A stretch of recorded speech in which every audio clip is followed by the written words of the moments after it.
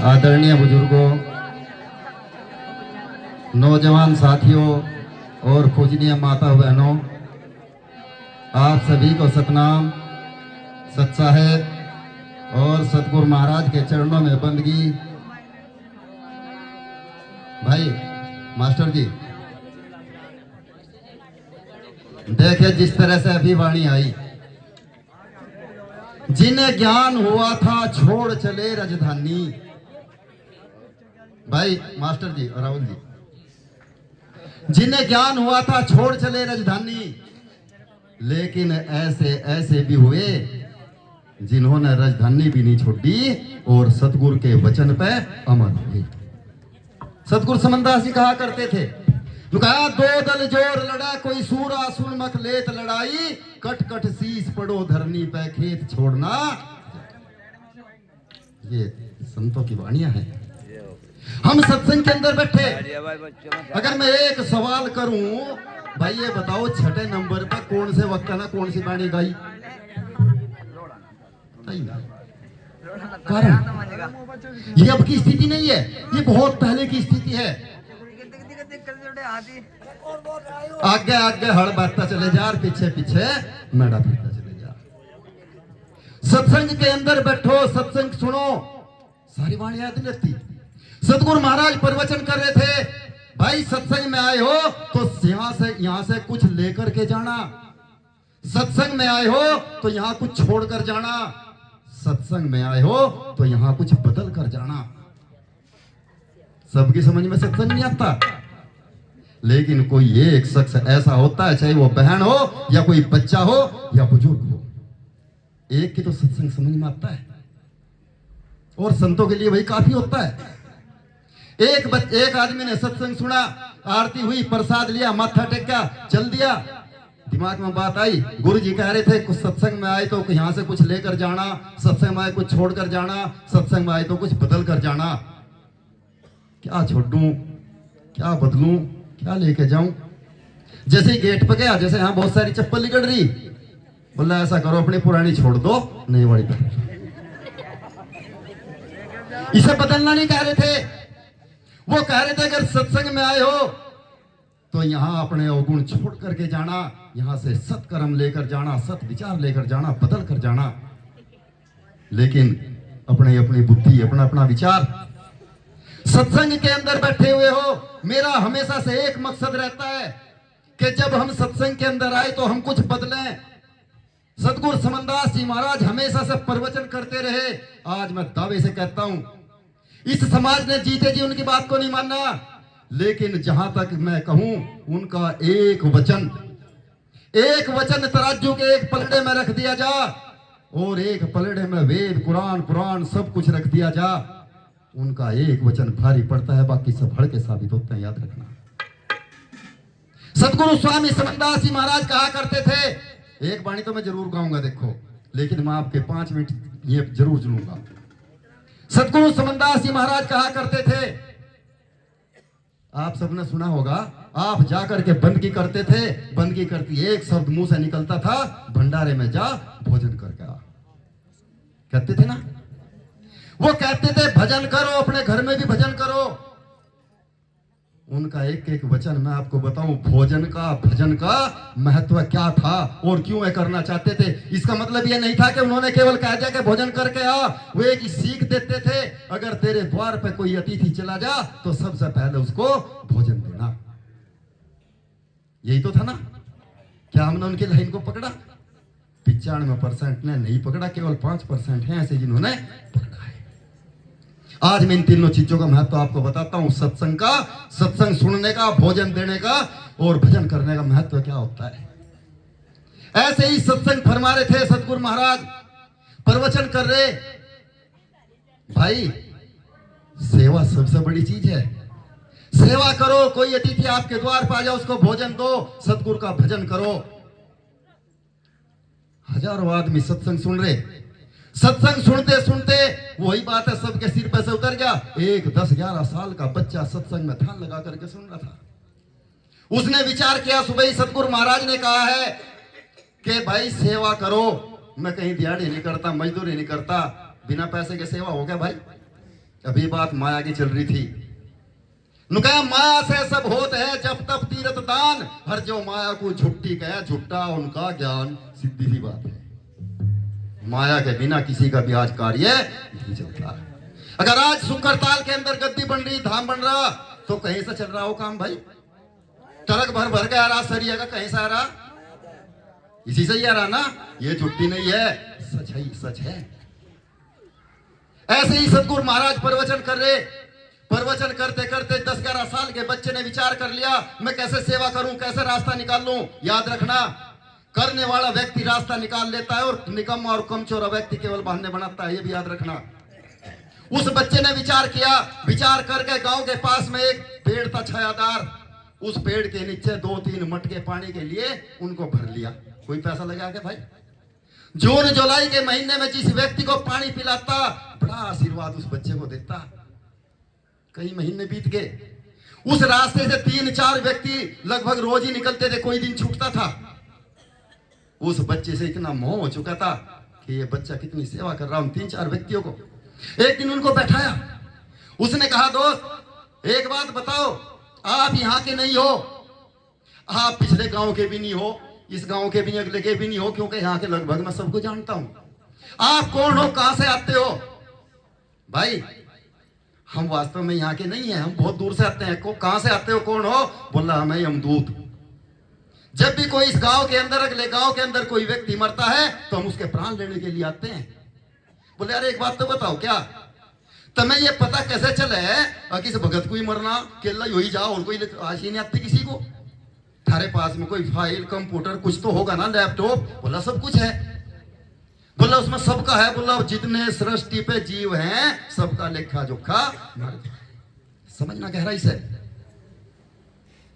बोला, उसमें मेरा भी होगा। बोला, तेरा भी है। बोला, दोस्त एक काम करना, कल जब आओ तो आप मेरे नाम की फाइल देख कर आना, मेरी मौत कब होगी और कैसे होगी। बोला, हमारे नियम के विरुद्ध है, मौत का अचानक आना ही काम है। बता कर रही है किसी को? अगर मुझे कल पता लग जा ब्रजेश दास यहाँ से विदा होकर जाएगा, सड़क पर जाएगा और इसका एक्सीडेंट होगा, ये मरेगा, मैं तो कह दूंगा, भाई मेरे खाट बिछा दो, कल जाता ही नहीं, मैं मरू ही नहीं। सोचो, विचार करो। बोला, इसलिए तो हमारे हम तुम तो दोस्त हो गए ना यार, बता दो, मैं किसी को बता थोड़ा ही रहा। प्रेमियों, चारों ने जब उसके नाम की फाइल देखी, चारों के चारों रोने लगे। यमदूत थे, चारों के चारों रोने लगे। एक कुछ ज्यादा जोर तो रो रहा था।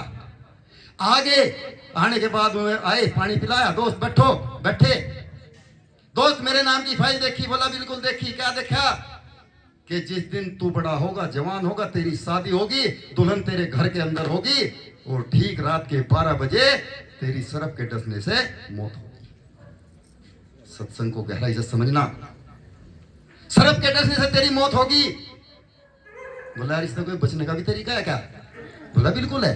क्या है? शादी मत करवाना। जब तक तू जिंदा रहना चाहता है शादी मत करवाना। ठीक है। उनमें से जो चौथा था वो फिर रोया, यार हमें भी पता है हमारा प्यारा दोस्त है, इसको इस तरह मौत आएगी, तू ही क्यों इतना रो रहा? बोला, तुमने ये तो पढ़ लिया कि सरफ के डसने से मौत है, लेकिन आगे की लाइन नहीं पढ़ी। उस दिन सरफ पढ़ने का नंबर मेरा है और मुझे इस अपने प्यारे दोस्त को डसना, इसलिए रो रहा। कोई बात नहीं, मैं सोच करके बताऊं, बच्चा जवान हो गया, 20-25 साल का हो गया, माँ बाप शादी हो गए, नाट जा। जब माँ बाप शादी हो गया, जब ही नाट जा। 25-26 साल का होगा, एक दिन उन्होंने, उसके माँ बाप ने, बुजुर्ग हो चुके थे, आप जैसे महापुरुषों को बुलाया। बुलाने के बाद इकट्ठा किया, मोहल्ले वालों को इकट्ठा किया, रिश्तेदारों को इकट्ठा किया, लड़के पे इतना दबाव बनाया, लड़का शादी के लिए तैयार हो गया। पास के गांव में एक सत्संगी परिवार की लड़की देखी और शादी कर दी। दुल्हन घर के अंदर है, लड़का जितने मेहमान रुके हुए थे, किसी को खाट की आवश्यकता खाट दे रहा, कपड़े की आवश्यकता कपड़ा दे रहा, भोजन की आवश्यकता है भोजन दे रहा, सेवा कर रहा। 11 बज गए, सबको लेटा दिया। लेटा करके जैसे ही दुल्हन के रूम की तरफ चला, ऐसे ही सिर्फ नजर आ गया। बोला, दोस्त आ गया? बोला, बिल्कुल आ गया। चल 10 और निकल। बोले, नहीं, अभी तेरे पास में 1 घंटा है, जा 1 घंटा जाकर दुल्हन से बात कर। बोले, यार दोस्त, जब मेरे पास में 1 घंटा है ही है तो 1 घंटे में दुल्हन से क्या बात करनी? हम क्यों ना 1 घंटा बैठ कर सत्संग कर लें, क्यों ना हम महाराज का सुमरण कर लें। बोला तेरी मर्जी है, 1 घंटा है तेरे पास में, 1 घंटे बाद तेरी मौत है। दुल्हन घर के अंदर बैठी, माता बहनों समझना, जिस दुल्हन के हाथों की मेहंदी तक ना छूटी हो और उसको पता लगे कि तेरे पति की मौत है, क्या गुजरेगी। दुल्हन ने कान लगा के सुना, तेरे पति के पास कोई है नहीं, बात किससे कर रहा। जैसे ही 3-4 दफे मौत का नाम आया, दुल्हन समझ की 12 बजे तेरे पति की। दोनों बैठ गए, सत्संग करने लगे, भजन करने लगे। 12 बजने में 5 मिनट थी। उसी बस्ती के अंदर एक लड़की को बच्चा हुआ। जैसे ही बच्चे को जन्म दिया, बुजुर्ग पिता उसके पास था। उसने कहा, पिताजी मेरे शरीर के अंदर ताकत नहीं रही, जीने की क्षमता नहीं रही, मैं कमजोरी महसूस कर रही, मुझे भोजन चाहिए, पिताजी मुझे भोजन दो। बेटी रात के 12 बजे कहां से भोजन लेकर के, पिताजी मुझे नहीं पता कहां से लाओगे, या तो आप भोजन की व्यवस्था करो, अगर भोजन की व्यवस्था नहीं कर सकते, जिस बच्चे को मैंने जन्म दिया मैं इसी को खाऊंगा। निकट घड़ी आ गई, बाप भाग लिया, एक चौराहे पे जाकर के चौपले पे गया, आवाज लगाई, भाई मेरी बेटी को बच्चा पैदा हुआ, उसको भोजन की आवश्यकता है, अगर किसी के पास भोजन हो तो मुझे भोजन दे दो। दुल्हन के कानों में जैसे ही आवाज गई, दुल्हन ने विचार कर लिया, ये जो थाल रखा हुआ है, जो मुझे अपने पति के पास में साथ में खाना था, पति की तो 12 बजे मौत है, इस थाल का क्या। दुल्हन ने थाल उठाया और जाकर के बुजुर्ग को दे दिया, बाबा ये लो भोजन। भोजन लिया, एक झलक दुल्हन को देखा और भाग लिया। जैसे ही भाग लिया, जाकर के बच्चे को हाथ में लेकर के खाने के नाम का बैठी हुई है, आवाज लगाई, बेटी मैं भोजन लिया। पिताजी भोजन लिया 12 बजे। लड़की ने भोजन किया, भोजन करने के बाद उसने कहा, पिताजी इतना स्वादिष्ट भोजन, ये गर्मा गर्म भोजन आप रात के 12 बजे कहां से लेकर के आए। बेटी मुझे नहीं पता किसके घर से आया, लेकिन जिसने मुझे भोजन दिया वो कोई दुल्हन थी, दुल्हन के लिबास में थी। पिताजी मैं उसको नाभि से आशीर्वाद देना चाहती हूँ, दिल से आशीर्वाद देना चाहती हूँ। जैसे ही लड़की ने कहा, वो सदा सुहागन रहे 12 बच्चे। उसने कहा, भाई 12 बज गए, तू डस और निकल। बोल रहे मैंने तो 1 दफे नहीं 4 दफे डस लिया, और ये मेरी जिंदगी का पहला सीन है कि जिसे 4 दफे डसने के बाद भी मौत नहीं आई। अन्य एक बार के में साफ हो रहा है मामला। बोले चल एक बार और कोशिश कर। एक बार फिर कोशिश करी, नहीं मरा। समझ लेना, यमदूत सर्व नहीं होते, वो भी सतगुरु के अधीन होते हैं। सतगुरु समनदास कहा करते थे, इसलिए मैं कहता हूं एक एक वचन के अंदर ताकत थी। उन्होंने कहा था, काल हमारा कुकड़ा, यम हमारे गुलाम, और हम चिल्ले हैं सतगुरु के तो किसे करें। कहते थे ना, सतगुरु की पावर समझो। सतगुरु महाराज के पास दरबार में गया, जाके मत्था टेका, बंदगी करी उस काल ने, यमदूत ने भी। महाराज एक बात बताओ, आज तक मेरी जिंदगी का पहला सीन है, उसको मैंने 5 दफे डस लिया लेकिन मरा नहीं। सतगुरु महाराज मुस्कुराए, बोला रे ये सबसे पहली कमी तो तेने कर दी। बोला कौन सी कमी कर दी मैंने। बोला तेने 1 घंटा उसके साथ में सत्संग किया, और सत्संग के अंदर मौत। समझ गए होगे ना, सत्संग के अंदर मौत नहीं आती। दूसरा, उसकी जो पत्नी थी, जो दुल्हन थी, उसने 2 जीवों की जान बचाई भोजन देकर। सत्संग का महत्व समझना, भजन का महत्व समझना और भोजन का महत्व समझना। अगर आपने ये तीनों महत्व समझ लिए, समझ लो आज की रात आपका सत्संग सफल। समझिए ना। बोला उनको, उसकी जो पत्नी थी उसने 2 जीवों की जान बचाई। अगर उसको भोजन ना मिलता तो मरने वाली थी, और भोजन ना मिलता तो उस बच्चे को। बोला महाराज बोला अब उसकी उम्र 25 साल थोड़ा ही रही। बोला और अब तो उसकी उम्र 100 साल होगी, वो 100 साल जीवेगा। समझ गए ना। 1 घंटा सत्संग करने से जहां 25 साल में मरना था, 100 साल की आयु कितनी बड़ी भाई, 75 साल। लेकिन सत्संग होना चाहिए। सत्संग में आके इधर उधर की बातें नहीं होनी चाहिए। सत्संग में रहो तो सत्संग सुनो। अगर आपने इन बातों पर ध्यान कर लिया, समझ लो आपका सत्संग सफल हो गया। अन्य फिर आप चाहे वाणियां कभी तक सुने जाओ, इससे कोई लाभ मिलने वाला। सत्संग तो आधी घड़ी का बहुत होता है। एक बात मैं कहना चाहता हूं, और पूरे समाज बैठा हुआ है, जिस महात्मा से, जिस साधु से भी तारीख लो, उससे डायरी में लिखवा लो, हमारी यात्रा है तो आप 1 बजे आओगे और भंडारा खुलवाने के बाद वहां से। क्योंकि सतगुरु समनदास जी महाराज जिस गांव में भी जाते थे, आपने देखा होगा, आप सब इसके गवाह हैं, जिस जब से यात्रा चलती थी और जब तक उसके यहां हवन होगा, भंडारा नहीं होता था, तब तक वहां से। अरे जब दूल्हा ही चले गया, बारात क्या करे? याद रखना। एक वाणी कहना चाहता हूं, जिस तरह से आज मूर्ति स्थापना हुई, मैं अपने सच्चे बादशाह सतगुरु महाराज से सिर्फ एक ही रिक्वेस्ट करता हूं, और ये मैं कहना चाहता हूं ग्रामवासियों से, आप सबसे भी, अगर आपने इन मूर्तियों को केवल मूर्ति समझा तो ये मूर्ति है। अगर आपने इनको सतगुरु समझ लिया, जो इनसे मांगोगे आने वाली पीढ़ी भी मैं उसकी झोली भरने के लिए तैयार है। मानो तो गंगा मां हूं, ना मानो तो बहता। समझ गए ना? आपको एक वाणी सुनाता हूं, राजस्थानी वाणी है भाई, राजस्थानी भाषा में है, थोड़ा मिक्सर है, क्योंकि मैं राजस्थान के अंदर सत्संग करने जाता हूं, तो इसलिए थोड़ा सा वो करता हूं। एक धन्ना जाट हुए, आप सबने नाम सुना होगा, धन्ना जाट। मुझे सौभाग्य मिला उसके गांव में भी सत्संग करने का। धन्ना जाट सत्संग करता था, बचपन से सत्संग करता था, और सत्संग में आप सबने सुना होगा क्या क्या कारण उसके साथ में, ये सारी बातें नहीं बताऊंगा, पूरी कथा तो बहुत बड़ी है। लेकिन उसकी माँ बाप ने शादी कर दी। जहां रोज सत्संग में रहता था, घर की जिम्मेदारी आ गई। जब पत्नी घर में आ गई तो जिम्मेदारी आ गई।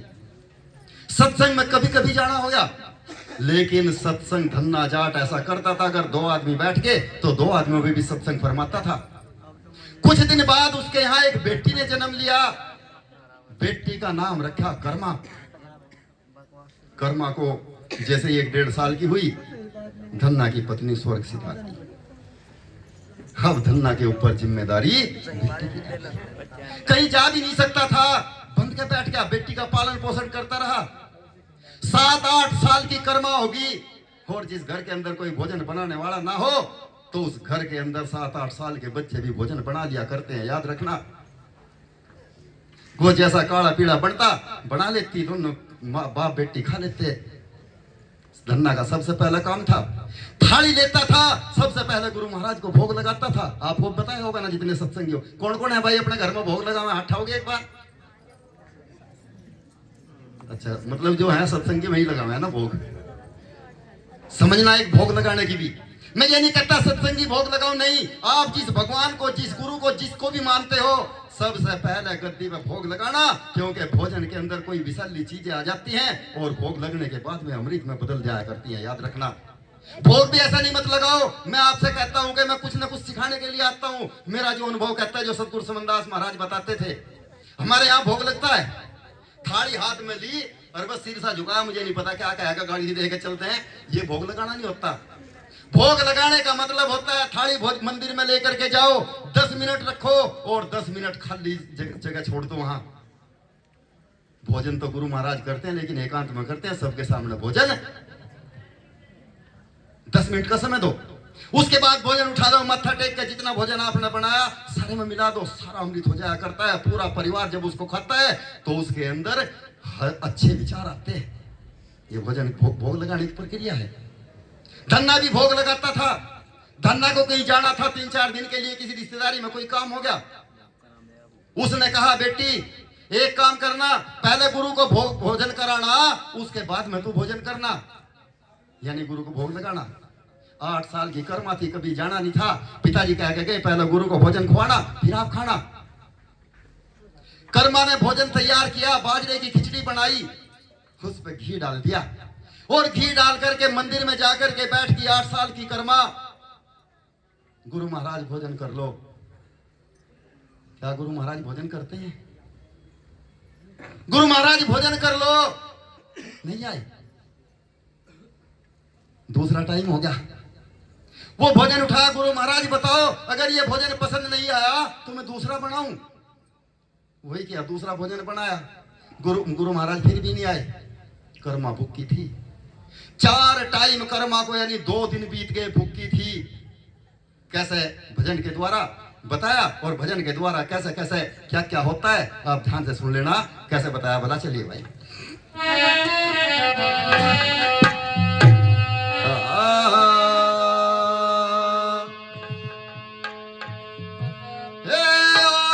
था किस काम को रे, किया कौन सा काम,